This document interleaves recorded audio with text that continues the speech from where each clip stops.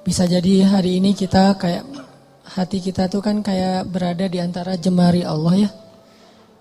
Artinya buat Allah ngebolak-balikin hati kita tuh seringan kita ngebolak-balikin bola pingpong, bola tenis meja.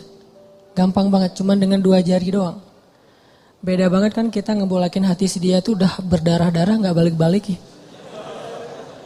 Kita tuh udah berdarah-darah, udah keluarin modal habis, mobil jual, segala macam dijual, sampai ngutang kemana-mana, hatinya gak berbalik. Kenapa? Karena yang megang hati dia tuh bukan kita. Kalau buat Allah, ngebalikin hati itu gini doang. Di antara jemari Allah. Ini bukan masalah Allah itu punya jari ya. Karena laisa kamitslihi syai'. Jangan dianalogikan punya jari kayak makhluk, itu nggak boleh. Cuman di sini semacam permisalan betapa mudahnya buat Allah ngebolak-balikin hati orang. Orang yang mungkin nggak pernah kebayang dia bakalan masuk Islam, yang kebayang oleh yang lain tuh dia bakalan mati dalam keadaan memusuhi Nabi itu, malah ternyata dengan mudah Allah balikan hatinya. Justru di hari ketika dia pengen bunuh Nabi. Di hari ketika dia bawa pedang tanpa sarung. Kalau bawa pedang pakai sarung tuh masih labil. Bunuh gak ya, masukin lagi, keluarin lagi kan ya. Ini gak pakai sarung, artinya udah mantap banget nih pengen bunuh Nabi. Gak akan dibawa pulang tuh pedang, kecuali ujungnya udah berdarah. Di hari ketika dia pengen bunuh Nabi, di hari itu juga Allah tunjukkan keajaiban. Allah tunjukkan kebesarannya. Allah gak mau bikin Umar masuk Islam pas lagi normal. Itu gak keren. Ceritanya tuh kurang klimaks. Ini pinter hebatnya Allah ya. Allah kan maha hakim, bijaksana banget. Bikin cerita tuh yang kalau ditonton, diceritain, dibahas tuh enak gitu. Kalau terlalu garing, flat kan agak-agak gimana ya, bosan ya. Kayak ada film yang thriller gitu tentang pembunuhan. Udah udah 2 jam kita nonton, belum jelas ceritanya kan gak enak nih. Gak ada klimaksnya. Nah ini dibikin klimaks, justru titik baliknya itu di posisi yang paling nadir, yang paling sulit. Posisi ketika dia mau bunuh Nabi malah dia dapat hidayah. Segampang apa? Segampang ngebolak-balikin bola pingpong dengan 2 jari. Mungkin lebih ringan dari itu. Bukan mungkin, pastinya. Jadi alhamdulillah Allah masih menetapkan hati kita dalam keislaman, masih menetapkan hati kita untuk mencintai majelis-majelis surga. Bukan berarti di luar itu majelis neraka, bukan ya. Enggak, kita kan prinsip saya mah respect each other, no judgment, kan itu prinsip saya. Jadi saya kalau ngebahas kebaikan, enggak ada maksud menyinggung ke yang lain bahwa itu buruk, enggak. Cuman mencintai majelis ilmu itu salah satu majelis yang luar biasa loh. Malaikat aja cinta, apalagi kita. Artinya malaikat itu nggak punya modus apa-apa kan mencintai majelis ini. Nggak gara-gara malaikat datang ke sini terus malaikat dicatat sama malaikat lain. Lu datang ya, gua catat nih. Nggak kan? Malaikat nggak saling mencatat lah. Malaikat kan mencatat manusia. Kalau malaikat saling mencatat kan ntar jadi ada transaksi gitu. Lo catat gua, ntar gua balas catat lo, saling mencatat gitu kan. Berapa? 10. Udah tambahin deh nolnya. Kan 0 doang jadi 100 misalnya. Nggak ada malaikat saling mencatat amal malaikat. Malaikat itu mencatat kita. Jadi nggak ada modusnya malaikat datang ke majelis ilmu itu kecuali karena memang majelis ini emang baik. Malaikat itu nge-like bukan karena pengen di follow back sama kita. Nggak butuh malaikat follow back dari kita. Kita yang butuh follow back dari malaikat. Apa untungnya malaikat di follow back sama kita? Nggak nguntungin kan, biasa aja. Karena followersnya udah banyak. Jadi nambah 1-2 dari manusia tuh kayak nggak ngaruh gitu. Kalau kita penting banget di follow back sama malaikat. Kenapa? Karena malaikat kalau nge-follow back itu pasti komennya itu kebaikan. Allahumma gfirlahu warham. Itu komennya malaikat. Ya Allah, ampuni dia, rahmati dia, ampuni dia, rahmati dia. Jadi nguntungin kita. Malaikat yang gak punya kepentingan apa-apa, gak modus ngapa-ngapain, gak ada keinginan apapun, cinta dengan majelis ilmu, apalagi kita yang memang bermodus. Dan modus kita kalau karena Allah insya Allah namanya ikhlas. Modus kita pengen diingat wajah dan nama kita sama malaikat-malaikat. Nanti mereka akan bersaksi di akhirat. Dia tuh ahli ilmu. Kedua, modus kita pengen dapat doa dari malaikat yang menaungi majelis ilmu. Ketiga, kita pengen dibangga-banggain sama Allah. Allah tuh ngebanggain kita di mana? Di Arasy sampai mention Jibril, Jibril Apa, tuh gue cinta sama siapa misalnya di antara kita. Nama kita disebutin loh, di-mention, di tag beneran itu. Kecuali nama kita mungkin nama yang agak-agak susah dibaca ya, terlalu banyak bahasa-bahasa asingnya. Kalau namanya standar-standar aja, Asep misalnya ya, apa gitu, itu insya Allah malaikat gampang nge-like-nya gitu. Makanya nama jangan susah-susah. Sampai kakek aja nggak tahu pas tanya, ini cucunya siapa namanya? Nanya ke anaknya, nama anak kamu siapa gitu. Saking susahnya nama anak sekarang. Jadi Allah tuh ngebanggain kita tuh pakai nama kita. Nama yang ada di KTP, nama yang ada di SIM. Kecuali nama-nama terlarang ya. Tapi kalau namanya masih wajar, KTP, SIM itu sama dipakai di langit. Allah nge-mention kita, terus dikasih tahu kepada Jibril. Jibril ngasih tahu ke malaikat. Malaikat ngasih tahu ke seluruh makhluk, ngedoain kita. Kan bermodus tuh. Jadi kalau malaikat aja nggak ada modus cinta dengan majelis ini, kayaknya kita punya alasan yang lebih kuat untuk tetap cinta. Dan ini salah satunya bimbingan hati dari Allah. Alhamdulillah. Kita syukurin terus biar Allah tambahin lagi, istiqomahin lagi. Setiap minggu, setiap bulan, setiap tahun sampai akhir hayat kita. Teman-teman yang dirahmati Allah, malam ini kita bahas tentang life goals. Kalau dalam bahasa ulama itu disebut dengan himmah. Salah satunya disebut dengan himmah. Apa kepengennya kita? Apa yang bikin kita happy? Apa yang bikin kita ngerasa hidup itu meaningful, bermakna? Ini namanya himmah. Mungkin kalau bahasa sederhananya life goals.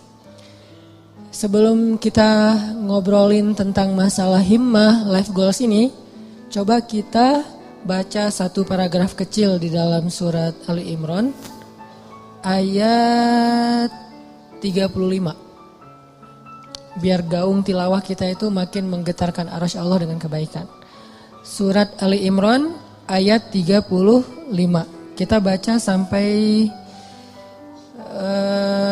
ayat 37. Surat Ali Imran ayat 35 sampai 37. A'udzu billahi minasy syaithanir rajim. Silakan.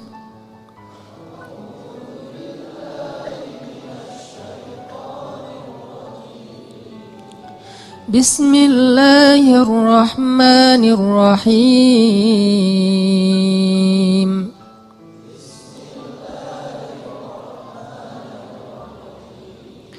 إذ قالت امرأة عمران رب إني نذرت لك ما في بطني محررا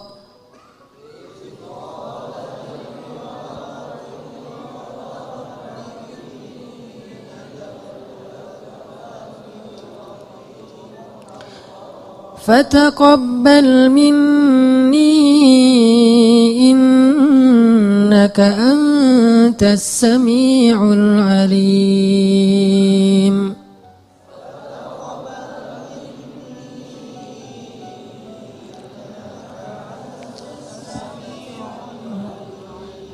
فلما وضعتها قالت رب إني وضعتها أنثى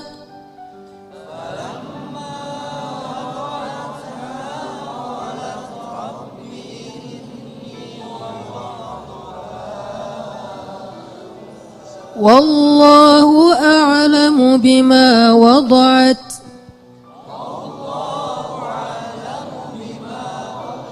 وليس الذكر كالأنثى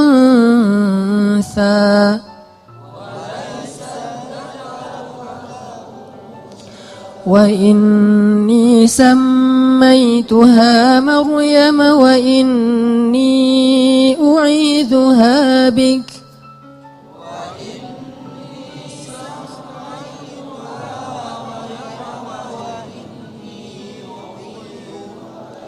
وإني أعيذها نعيذها بك وذريتها من الشيطان الرجيم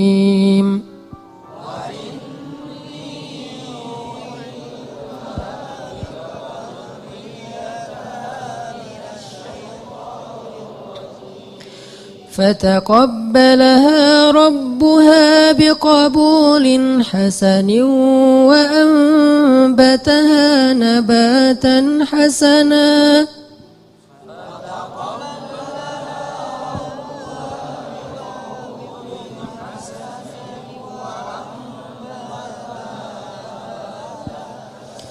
وكفلها زكريا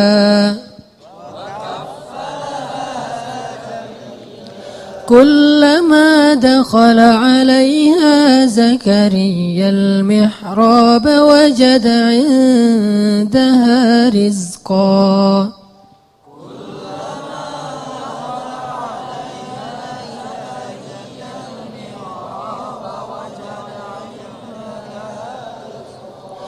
قال يا مريم أنى لك هذا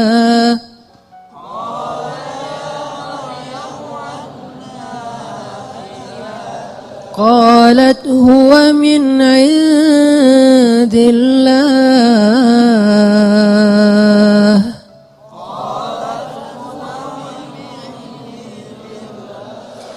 إن الله يرزق من يشاء بغير حساب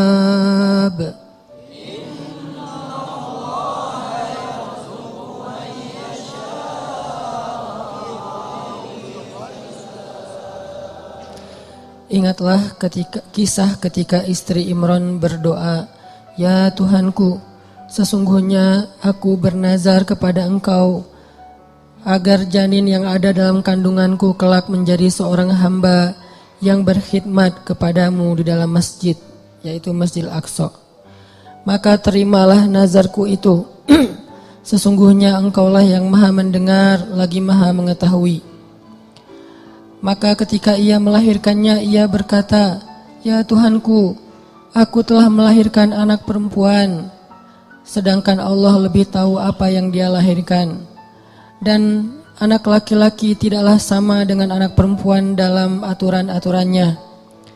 Dan aku memberinya nama Maryam, dan aku memohon perlindunganmu untuknya dan anak cucunya dari gangguan syaitan yang terkutuk." Maka Allah menerima Maryam dengan penerimaan yang baik, membesarkan Maryam dengan pertumbuhan yang baik, dan menyerahkan pemeliharaan Maryam kepada Zakaria. Setiap kali Zakaria masuk menemuinya di dalam mihrab kamar khusus ibadah, Zakaria mendapati makanan di sisi Maryam. Lalu Zakaria bertanya, "Wahai Maryam, dari mana engkau memperoleh makanan-makanan ini?" Maryam menjawab, "Semua ini dari Allah. Sesungguhnya Allah memberi rezeki kepada siapa yang Dia kehendaki tanpa perhitungan." Shadaqallahul azim. Ini adalah sepenggal kisah teman-teman tentang himmah, life goals. Bahwa di sini dikisahkan himmah atau keinginannya Ibu Maryam, istri Imran. Dan by the way, Imran ini adalah salah satu simbol keluarga paling keren yang Allah rekomendasikan di dalam Al-Quran. Selain keluarga Nabi Muhammad itu ada 2 keluarga lagi. Keluarga Ibrahim dan keluarga Imran. Jadi kalau kita pengen niru, pengen jadi rumah kita itu seperti apa sih? Seperti rumah Nabi Muhammad, Baitun Nubuwah, atau rumahnya Ibrahim, atau rumahnya Imran. Salah satu dari 3 itu. Kalau bisa 3-3-nya lebih keren. Dan Allah rekomendasiin itu di dalam Al-Quran. Allah telah innallaha astafa Adam wa Nuhan wa ala Ibrahim wa ala Imran alal alamin. Allah menjadikan mereka lebih daripada semua yang ada di dunia. 2 keluarga ini, keluarga Ibrahim dan keluarga Imran. Bahkan sebagian ulama sampai berdebat, Imran ini nabi atau bukan. Sebagian mengatakan Imran ini orang solih, dan sebagian lagi mengatakan Imran ini termasuk salah satu di antara nabi, walaupun bukan rasul. Karena sebagian ulama mengatakan Nabi itu ada 124.000, banyak. Dan salah satunya ada Imran. Terlepas dari perdebatan status Imran, yang jelas dia adalah hamba terpilih. Dan Allah menikahkan Imran dengan seorang perempuan yang sangat solehah. Perempuan yang gak sembarangan perempuan. Yang dari bibit yang luar biasa ini nanti muncullah keturunan-keturunan yang luar biasa, hebat, menyejarah. Sampai Al-Quran aja nyebut mereka, nyebut namanya, nyebut kisahnya, nyebut keutamaannya. Itu keren banget. Dan tadi saya bilang by the way-nya apa? Istri Imran itu adalah adik kakak dengan istri Zakaria. Jadi Imran sama Zakaria apaan? Ipar ya. Karena istri Imran itu adik kakak sama istri Zakaria. Jadi Imran, Zakaria ini orang-orang soleh semua. Yang tinggal di Palestina atau tinggal di dekat Masjidil Aqsa. Lama Imran gak punya anak, lama Zakaria juga gak punya anak. Dua-duanya gak punya anak nih. Imran gak punya anak sampai usia tua, Zakaria juga gak punya anak sampai usia tua. Sampai kemudian istri Imran bernazar.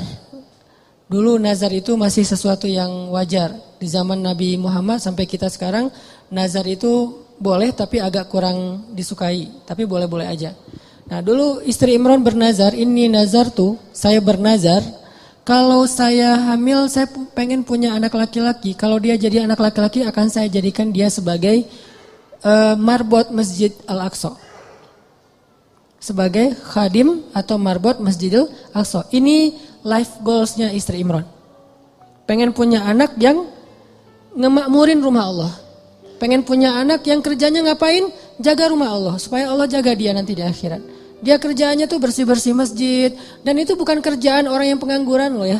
Walaupun istilah di kita itu marbot. Itu istilah yang mungkin jadi kemudian terkesan di masyarakat sesuatu yang gak keren. Biasa aja. Padahal itu pekerjaan paling mulia loh. Kalau ada orang yang sebagai mungkin dia yang bertanggung jawab di sebuah bangunan, sejarah, perpustakaan, museum, kayak gitu-gitu. Ada yang lebih keren, ngejaga rumah Allah Subhanahu Wa Taala. Ngejaga di sini bukan berarti Allah nggak bisa ngejaga.